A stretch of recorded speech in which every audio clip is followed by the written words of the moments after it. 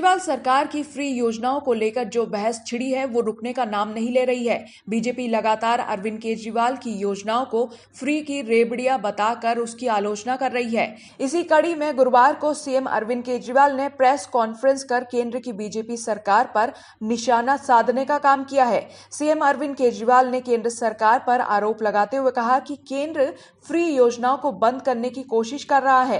केजरीवाल ने कहा है कि केंद्र के पास 8वां वेतन आयोग के पैसे नहीं है। उन्होंने कहा कि अग्निपथ योजना जब लेकर आए तो कहा गया कि इसको लाने की जरूरत इसीलिए पड़ी क्योंकि सैनिकों के पेंशन का खर्च इतना बढ़ गया कि केंद्र सरकार उसको बर्दाश्त नहीं कर पा रही।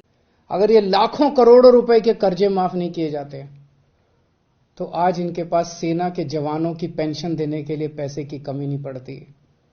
अगर इनको ये लाखों करोड़ रुपए के कर्जे नहीं दिए जाते तो इस तरह की देश की हालत नहीं होती। सीएम केजरीवाल ने कहा है कि जब सरकार अग्निपथ योजना लाई तो कहा कि सैनिकों की पेंशन का बोझ कम करने के लिए किया जा रहा है। आजादी से अब तक तो ऐसा नहीं हुआ कि सैनिकों को पेंशन देने का पैसा नहीं है। इस बार 8वां वेतन आयोग बनना था, केंद्र ने बना कर दिया। प्रश्न उठता है, ये सारा पैसा केंद्र सरकार का गया कहां? 2014 में लगभग केंद्र सरकार का 20 लाख करोड़ का बजट होता था। आज केंद्र सरकार का लगभग 40 लाख करोड़ का बजट है, तो ये सारा पैसा जा कहां रहा है? इन्होंने अपने दोस्तों के, इन्होंने बहुत सुपर रिच लोगों के, जो अरबपति लोग हैं, ऐसे ऐसे लोगों के इन्होंने 10 लाख करोड़ रुपए के कर्जे माफ कर दिए। गरीब लोगों को मनरेगा के तहत मजदूरी देती थी, उसमें भी 25% की कमी कर दी गई। कह रहे हैं कि पैसा नहीं है। अरविंद केजरीवाल ने कहा है कि पहले राज्यों को 42% का हिस्सा मिलता था, अब घटकर 39% कर दिया गया है। वहीं आजादी के बाद से गेहूं चावल पर टैक्स नहीं लगता था, लेकिन इन्होंने गरीब से गरीब के खाने पीने के चीजों पर टैक्स लगा दिया।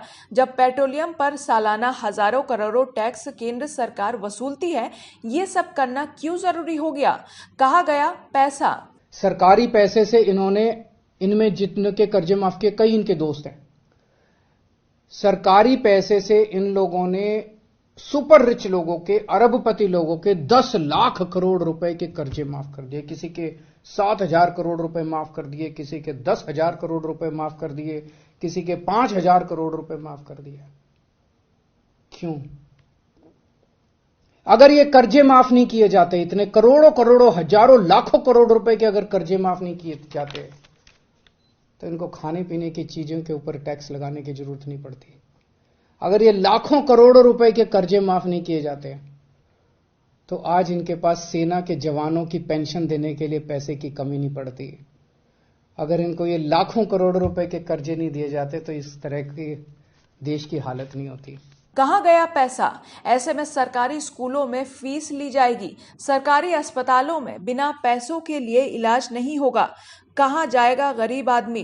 अब ये फ्री का राशन भी बंद करने के लिए कह रहे हैं। केजरीवाल ने आगे कहा है कि आजादी के बाद पहली बार ऐसा हो रहा है कि कोई सरकार ऐसा कह रही है। वहीं पिछले कुछ दिनों से जिस तरह से जनता को मुफ्त में मिलने वाली सुविधाओं का विरोध किया जा रहा है, ऐसे में कहा जा रहा है कि सारी मुफ्त की सुविधाओं को बंद किया जाएगा। क्या केंद्र सरकार की आर्थिक हालत ज्यादा खराब तो नहीं हो गई है? बता दें कि मुफ्त सुविधाओं का मामला सुप्रीम कोर्ट भी पहुंचा है।